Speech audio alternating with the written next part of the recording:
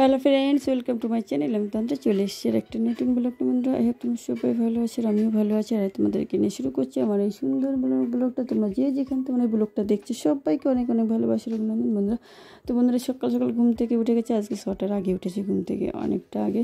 কারণ ঘুমটা আমার হাজব্যান্ডটা ঘুমাতেই দেয়নি, বড় বাবুটা। কেন বলো তো, ও রাতে ঘুম হচ্ছে বলে, ঘুম হয়নি আমার, তুমি তাড়াতাড়ি ওঠো। ও ঘুমাচ্ছে না বলে আমাকে। আর কালকে দেখো, এই যে ওর বাবাকে টিচার্স ডে গেছে, তো এই গিফটগুলো দিয়েছে। তো সেইগুলো, এই পেনগুলো পেয়েছে, কিটক্যাট পেয়েছে। কিটক্যাটটা আমি রাতেই রেখে দিয়েছি। আর এই দেখো, সেইগুলো তোমাদেরকে দেখাচ্ছি। দেখো এই দেখো। আর আমি চোখ মুখ ধুয়ে এই যে সেখানে বসেছিলাম। আর এই যে বিছানাটা করবো, তো বলছে কি তাহলে আমি পড়তে যাচ্ছি, তাহলে একটু দেখিয়ে দিয়ে তোমার তো তার জন্য একটু দেখিয়ে দিল। দেখো কতগুলো পেন পেয়েছে। তার একটা পেন খুব ভালো পেন ছিল। তো বলছে এই পেনটা কে দিয়েছে, তো আমার কাছে জিজ্ঞাসা করছিলো। আর তা আমি বললাম এটা দিয়েছে, ওর বাবা বলেছিল আমাকে। তো সেইভাবে চলছে। আর ওর খুব খুশি অ্যাকচুয়ালি। বাচ্চারা না, বড়োর গিফট এমন একটা জিনিস, সে বাচ্চা হোক আর বুড়ো হোক, গিফট পেলে সবাই খুব খুশি হয়। আর গিফটটা সে যেরকমই হোক, আর সে সত্যি কথা বলতে খুব মজাও হয়। আমার তো খুব আনন্দই লাগে। কিন্তু ভাগ্যের পরিহাস নাকি জানি, আমি গিফট কোনোদিন কারোর কাছে পাইনি বলেই চলে পৃথিবীতে। এমন আমি দিতে পারিনি, সত্যি কথা বলতে সব লোকের দোষ দিয়েছে। আমি তো কাউকে কিছু দিতে পারি না, তা লোকে আমাকে কী দেবে। আমি গিফট পাইনি বলেই চলে। এটাও একটা ব্যাপার। কিন্তু আমিও কাউকে কিছু দিতে পারি না, এটাও ঠিক।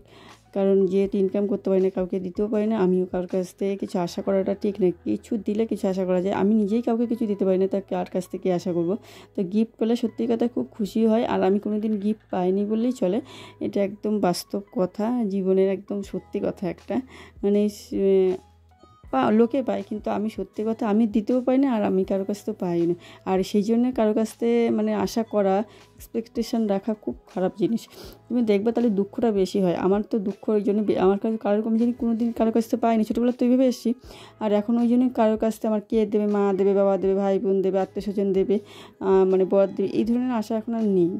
এটা হচ্ছে ব্যাপার। ওই জন্য তাহলে আমার কোনো দুঃখ থাকে না। আমি যে যত আশা করবো যে আমার এটা কেউ দিতে পারে, এটা দিতে পারে, তার কাছে যদি না পাওয়া যায় না, তখন আর কষ্ট হয়।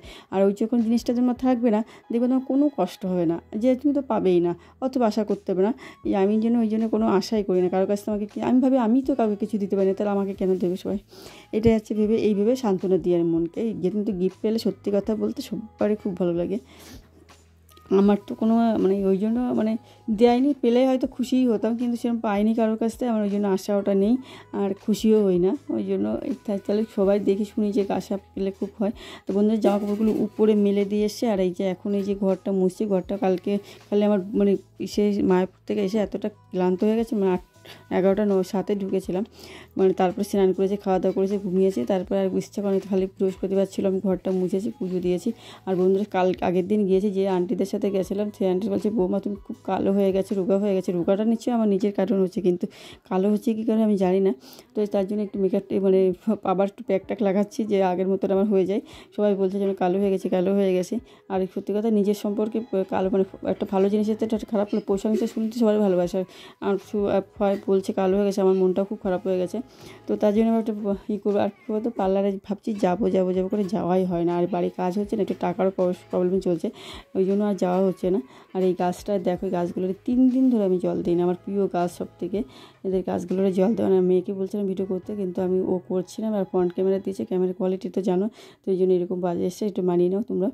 আমি ভাবছি সামনের বছর একটা চেষ্টা করে কিনবো। এই বছর তো আর হবে না, এই বছরে অনেক কাজ চলছে। সামনের বছর একটা কিনেই নেব। কারণ সত্যি কথা বলতে এইটা আর রাখতে চাইছি না ফোনটা।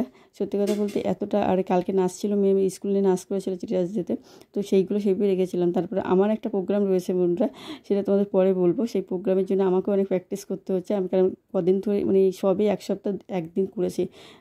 এই বয়সে নাচ করার একটা ব্যাপার, টিপিক্যাল ব্যাপার। তো তার জন্য একটু চেষ্টা করছি। আর তার জন্য আমি কাজকর্মগুলো গুছিয়ে নিচ্ছি, করতে পারছি না, ওটাও করতে পারছি না, এটাও করছি ঠিকঠাক হচ্ছে না। তো বন্ধুরা, আমার ভিডিওটা এই পর্যন্ত। তোমাদের কেমন লাগলো অবশ্যই কমেন্ট করে জানাবে। সবাই ভালো থাকবে, সুস্থ থাকবে।